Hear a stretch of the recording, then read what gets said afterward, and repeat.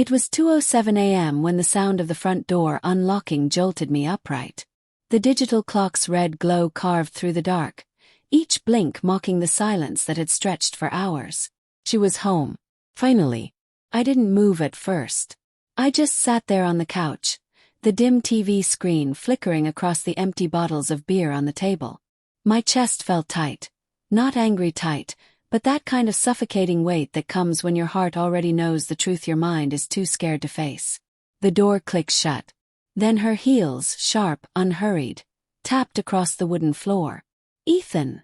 Her voice floated through the living room, calm, almost casual. "In here," I said. When she walked in, the smell hit me before her words did. Perfume. Not the one I bought her last Christmas. Something different. Something sweet and musky that didn't belong to our home. "Hey," she said, pulling off her coat, pretending everything was normal. "Sorry I'm late. Dinner with the team ran long." "Dinner?" I repeated quietly. "Yeah," she said, tossing her bag on the chair. "Mike wanted to celebrate the new contract. You know how he gets with the wine. Didn't realize wine lasted until 2 in the morning." She froze for a moment, subtle, but I caught it. Her hand lingered on the strap of her bag, her smile faltering just a bit before returning. "We lost track of time. You didn't have to wait up." I looked at her. The way she avoided my eyes, the faint redness around her lips like she'd been wiping off a rushed kiss. "I wasn't waiting," I said flatly. "I just couldn't sleep." She gave a small, awkward laugh, brushing a strand of hair behind her ear. "Ethan, you're being weird. I told you it was just dinner. Relax." That word, relax, hit like a blade wrapped in silk. Relax. As if my gut twisting in knots was an overreaction. As if the voice in my head whispering that something was wrong was paranoia. I leaned forward, elbows on my knees. "You should pack a bag." Her face snapped toward me. "What?" "Pack a bag," I said again, calm, steady. "And go back to Mike." Her eyes widened, the mask cracking for the first time. "Ethan, that's not funny." "I'm not joking." I stood up slowly, feeling my hands tremble even as I tried to steady them. "Go back to Mike. You clearly like his company more than mine." "Jesus Christ, Ethan," she snapped, her voice rising. "You're insane. You think I'm sleeping with my boss because I stayed out late? That's pathetic." I didn't respond. Instead, I turned to the coffee table and slid my phone toward her. The screen was open, her messages. I hadn't meant to look, but the preview notifications had been impossible to ignore. The last one was from Mike. "You taste better than the wine. Hope your husband's asleep by the time you get home." Her face went pale. Her lips parted like she wanted to speak, but no sound came out. "Go ahead," I said quietly. "Tell me that was a joke. Tell me I'm pathetic again." She swallowed hard, eyes darting to the floor.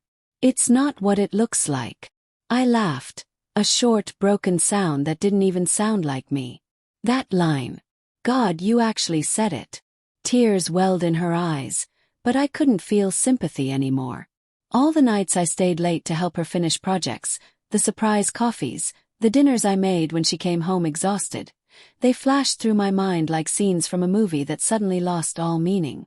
"Ethan, please," she whispered. "It was a mistake. Just happened once. I swear." "Once," I repeated. "So that makes it better."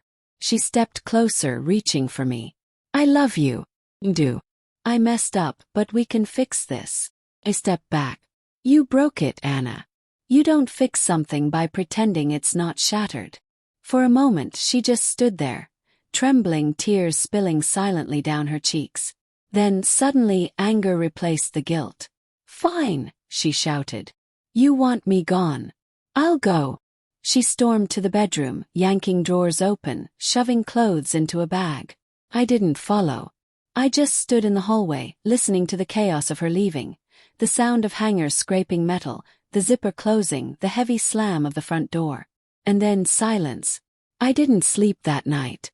I just sat there on the couch, staring at the faint outline of her slippers still by the door.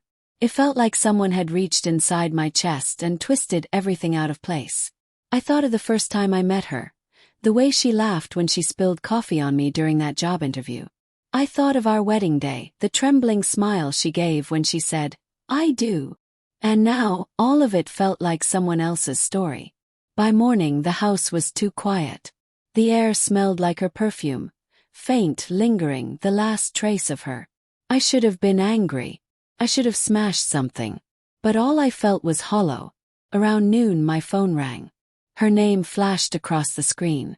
I let it ring twice before answering. Her voice was small, shaky. "Ethan, please.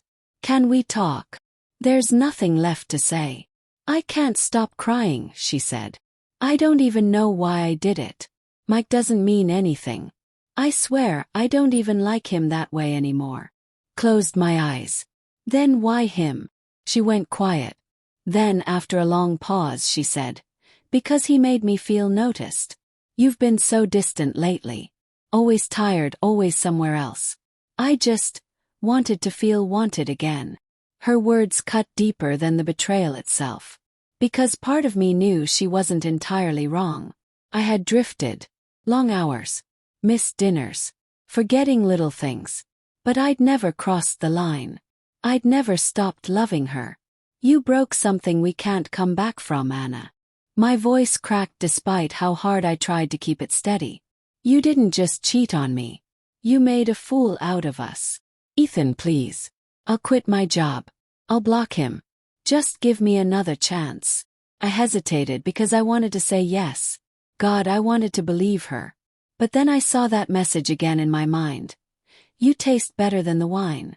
"Goodbye, Anna," I said and hung up. The next day, she showed up at the house. No makeup, eyes swollen from crying, clutching a small box. "I came to give this back," she said quietly, holding out her wedding ring. I stared at it, the small golden circle that once meant forever.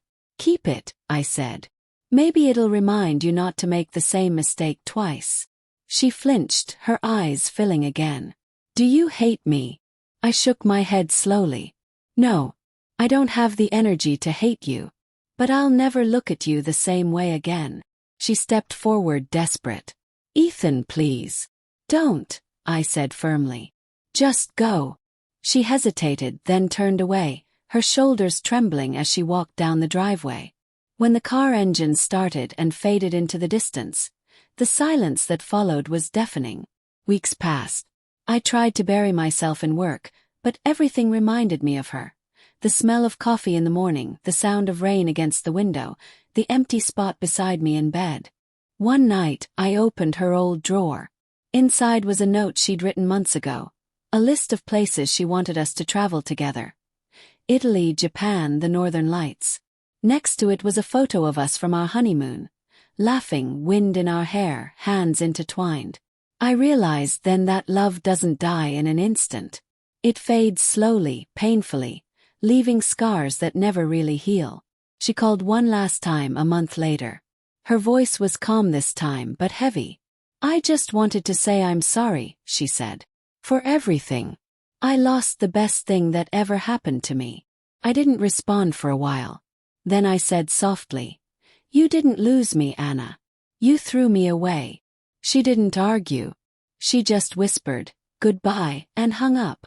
Sometimes I still wake up at 2 a.m., expecting to hear the sound of the door unlocking.